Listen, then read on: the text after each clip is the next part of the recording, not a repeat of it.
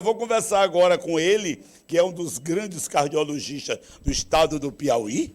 Ele que tem uma referência, tem mais de 20 anos de profissão, né, Alcini Sá. Ele tem uma história legal na cardiologista do estado do Piauí. E hoje ele é meu convidado porque eu sempre falo que aqui no programa a gente sempre traz uma conversa agradável e séria para que você, no jantar do sábado, quando você sair para o restaurante e no almoço do domingo, você possa dar continuidade a essa conversação da gente aqui. Em primeiro lugar, eu quero agradecer a você, dar boa tarde para você. Estava com saudade, fazia quanto tempo que a gente não se encontrava. Tenho um carinho especial por você, pela sua família e um carinho pela sua profissão e pelo decente médico que você é. Obrigado, Mariano. Também estava com muita saudade, né? A pandemia, ela afasta os corpos, mas não afasta as almas, né? É verdade. Então, eu continuo assistindo o seu programa. Olha, que legal. Eu estou feliz de estar com você, conversando aqui com você nesse momento e dizer para você que a gente vai conversar um pouco para falar da medicina e da espiritualidade. São duas coisas que caminham junto, não é? São duas coisas que uma coisa ajuda a outra a resolver o problema. Não é verdade? É. Conta para mim como é que começa, como é que vocês que são médicos descobrem, vocês que são cientistas, porque médico não é nada mais e nada menos do que um estudioso a vida inteira e é um cientista. Como é que começa? Conta para mim como é que começa. Muito obrigado pelo convite mais uma vez, Mariano. E assim, eu fico muito feliz da gente poder falar não apenas da medicina, a parte mais dura da medicina, né? Que é a doença, tratamento, mas a parte mais agradável, que é a gente poder tratar a alma também. Sim. E, na verdade, a medicina e a religião, e a religiosidade e a espiritualidade, porque são coisas diferentes, né? Sim. Religião vem do latim, que significa religar. Religar e ligar você a um divino, a uma conexão com o divino. A religião já é um grupamento de pessoas que têm um pensamento em comum, um comportamento em comum, que seguem um credo dentro de uma comunidade. E a espiritualidade é um termo muito mais amplo, né? Que significa você estar presente dentro de uma comunidade, estar feliz com você, dentro da sua comunidade, saber o seu papel que você faz ali e com o próximo. E o que você te faz feliz, o que pode te dar prazer e poder ajudar o próximo. Então esse é um termo mais amplo de espiritualidade. E durante muito tempo a religião ela ficou separada da ciência, né? Depois do Renascimento, depois da Idade Média, houve uma separação, né? O iluminismo, que era exatamente colocar a luz em cima da ciência, separou quase que em definitivo a ciência da religião e, portanto, da medicina da religião. Mas, ultimamente, com a medicina baseada em evidência, a gente vê que não é bem assim. Práticas que a gente achava que eram práticas que não tinham relação com o fato da melhora dos pacientes, como, por exemplo, a própria religiosidade, ou a espiritualidade, ou a prática do perdão, isso tem se mostrado através de trabalhos científicos, bem desenhados, feitos por pessoas sérias, de que, na verdade, essas práticas, elas ajudam... Profundos. Tem provado que essas práticas, elas têm ajudado no prognóstico dos pacientes com doenças graves, por exemplo, pacientes com câncer, pacientes com insuficiência cardíaca, que trabalham a espiritualidade, esses pacientes têm melhores resultados. Certo. E isso comprovadamente de forma científica. Por exemplo, revistas importantes como, por exemplo, a New England, que é a maior revista científica do mundo, já tem interrogado se não vale a pena nós médicos abordarmos a religiosidade dentro do consultório médico.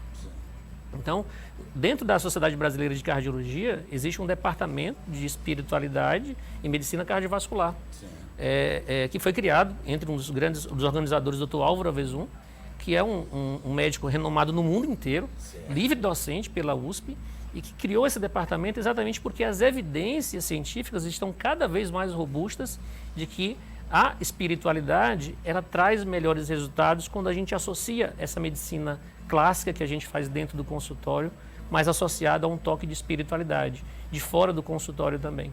Isso traz resultados e é isso que a gente tem provado. E isso é uma coisa que vocês estão vendo, porque está acontecendo os estudos cientificamente provados. Exatamente. Aqui não é apenas a questão de fé. A fé é muito bom, é muito importante e ajuda bastante. Mas, enfim, hoje existe uma coisa chamada medicina baseada em evidência, que são estudos robustos que mostram, de fato, que a prática da espiritualidade, ela tem resultados na vida e no prognóstico das pessoas. Olha que legal, né? Que vai além do tratamento medicamentoso clássico. Exatamente, você não cuida somente da ferida que você está buscando naquela hora no médico, mas também você cuida da alma. Exatamente. A gente abordar temas relacionados com a emoção, com o perdão, com as práticas que a gente faz na sociedade de ajudar o próximo, isso tem trazido resultados para as doenças, para a cura de doenças, ou para amenizar o sofrimento de algumas doenças. Você é cardiologista, um dos bons cardiologistas do Piauí, com uma referência já não só mais no estado, mas também já nacional. Como é que você cuida dos seus pacientes nesse momento? Como é que você cuida dos seus pacientes usando essa terapia, que pode se chamar de terapia, eu não sei se seria, mas como é que a gente poderia chamar mesmo? É uma nova abordagem. Uma nova abordagem. Porque, na verdade, é importante você entender o contexto da pessoa. As doenças cardiovasculares, por exemplo, hipertensão, diabetes, colesterol alto, histórico familiar, tabagismo, são alterações que levam a comportamentos, que levam a doenças cardiovasculares, isso é fato. Mas também o meio em que a pessoa vive, a condição que a pessoa vive de práticas de religiosidade, de práticas de perdão, de bem-estar na sociedade, isso também precisa ser abordado. E está começando agora esse processo de individualização de cada paciente, de cada tratamento. Né? O paciente não é só corpo, né? A gente sabe, quem é religioso sabe que o paciente é corpo e alma, espírito. E isso precisa ser abordado também, porque independente de qualquer coisa, uma consulta médica em que se aborda a doença, mas também que se aborda aspectos fora da doença, é uma consulta muito mais agradável e ali começa o tratamento. O paciente ele começa a ser tratado não é quando ele vai na farmácia, compra um remédio, é quando ele entra no consultório e o médico tem uma empatia com esse paciente e aí começa então o tratamento clínico. E é isso que a medicina, que a ciência tem provado. Que a empatia, que as equipes que tratam o paciente de forma empática têm melhores resultados. O resultado é surpreendente. Olha, que legal, né? E as pessoas estão buscando já também isso, né? O paciente está precisando disso e está buscando. Então, quando você tem você tem um problema cardíaco, vamos dizer, mas que você tem uma tranquilidade, que você tem uma fé, que você acredita naquilo que é superior, o tratamento é mais rápido e mais tranquilo. E a sobrevida, Mariano. Tem um trabalho científico bem desenhado que mostra que pacientes que têm, por exemplo, insuficiência cardíaca, né, esses pacientes, quando têm uma abordagem espiritualizada, então você pega dois grupos. Um que faz uma abordagem espiritualizada e um grupo de pacientes que não faz. Certo. A sobrevida dos pacientes, o paciente ele sobrevive mais quando ele é tratado de forma mais espiritualizada e quando o paciente também é mais espiritualizado, isso ao longo do tempo, ou seja, morre menos nesse período quem é tratado de forma mais espiritualizada e que também quem se espiritualiza também. E não é difícil você buscar essa espiritualidade, né? Não necessariamente dentro da religião, como eu falei para vocês. Você entendeu você pode ser um agnóstico, mas você saber o seu papel na sociedade e praticar o perdão, ajudar o próximo e entender que o seu papel no mundo, isso por si só já te ajuda a tratar a sua doença.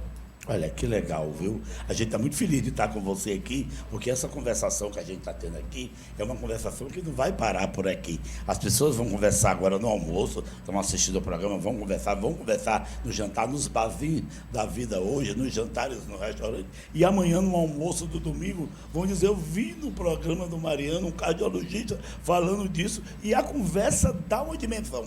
Mas, Mariano, é interessante que não é apenas uma questão isolada.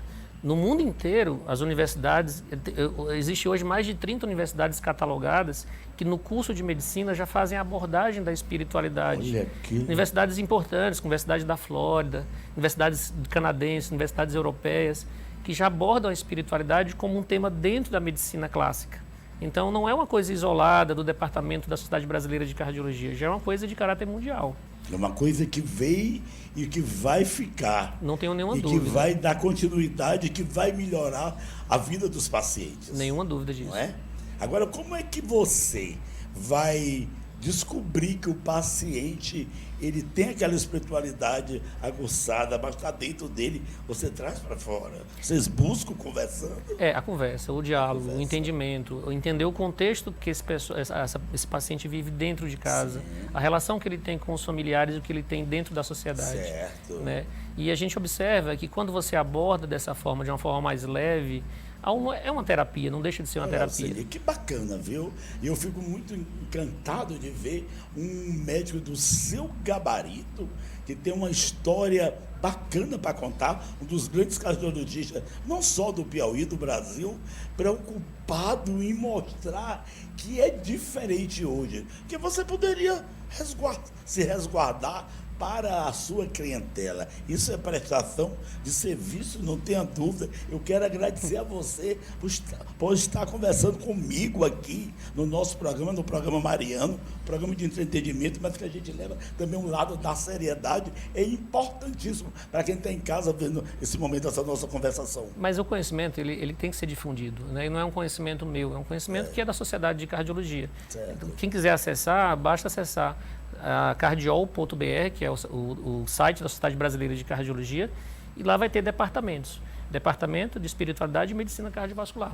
E lá já tem inúmeros trabalhos mostrando essas evidências que eu estou contando para vocês. Olha que bacana. Dá de novo o endereço eletrônico. Cardiol.br, www.cardiol.br, e acessa o departamento, né? Departamento de Espiritualidade e Medicina Cardiovascular. Olha que legal, adorei estar conversando contigo aqui, conversaria a tarde toda aqui, porque é uma conversa que eu tenho certeza que o meu telespectador que está em casa está gostando sim, porque é muito importante a gente conversar e mostrar o que a ciência descobre para que as pessoas, para que o povo saiba o que está de fato acontecendo, porque nem todo mundo sabe que está acontecendo isso. É um processo ainda em evolução, mas eu não tenho muita dúvida, pela quantidade de trabalhos científicos que têm sido divulgados ao longo dos últimos anos, é um processo que vai crescer muito e, fatalmente, nas próximas décadas, vai ser abordado de uma forma rotineira nos consultórios médicos. E vai ficar muito mais fácil de vocês cuidarem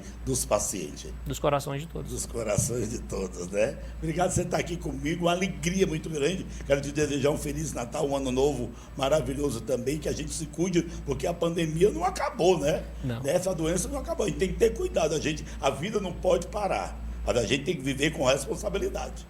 Não, sem dúvida. A pandemia, ela trouxe muita coisa ruim, mas trouxe oportunidades, inclusive de nós pensarmos. Ela tirou muita coisa da gente, mas ela devolveu uma coisa em um período curto, talvez menos do que a gente desejaria, mais do que a gente desejaria, mas ela trouxe uma coisa muito importante para muitas pessoas, que foi tempo, né? E nesse tempo, a gente pôde aproveitar para entender o que é nosso papel dentro da sociedade, nosso papel dentro da nossa comunidade, o que a gente pode fazer para melhorar como pessoa, como médico, e também o que a gente pode fazer para ensinar os outros a melhorar a sua qualidade de vida. Agora, para a gente encerrar o nosso papo delicioso, o coração das pessoas na pandemia, como é que está? Olha, Mariano, eu confesso que em agosto a gente reiniciou as atividades de consultório, agosto do ano passado. Certo. E eu te confesso que 70% das crises hipertensivas ou palpitações, arritmias que a gente imaginava, eram, na verdade, alterações relacionadas com transtornos de ansiedade.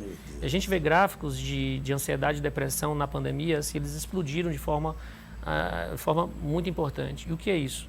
É isolamento, é doença da alma. E a gente precisa curar isso com informação. Juntar de uma forma organizada, novamente, quando terminar todo esse processo, para que a gente possa recuperar essas pessoas também. Então, a pandemia vai deixar muitas sequelas na alma, mas vai trazer também coisas importantes, por exemplo, a evolução da telemedicina, a evolução dos meios de comunicação. Então, houve um processo de aceleração de tudo isso. Então, a gente tem que olhar para o lado, apesar de tudo, olhar para uma parte evolutiva que a pandemia trouxe para a gente, e é isso que a gente tem que se buscar. Mas ela precisa também evoluir o ser humano, né? Nós precisamos nos evoluirmos mais, eu acho que emocionalmente, espiritualmente. Eu acho que a prática do perdão, tudo começa com a prática do perdão. É verdade. Nós vivemos num mundo em que somos agredidos diariamente, né? No sentido não de agressão física, mas o mundo ele é duro. O mundo, quando a gente sai de casa e bate a porta, ou mesmo dentro de casa, ele nos agride. E quando a gente pratica o perdão diariamente, a gente consegue melhorar como pessoa e consegue melhorar também nosso coração. É um exercício bom perdoar. Sem dúvida. Não é fácil. Não é fácil. Mas é bom, né?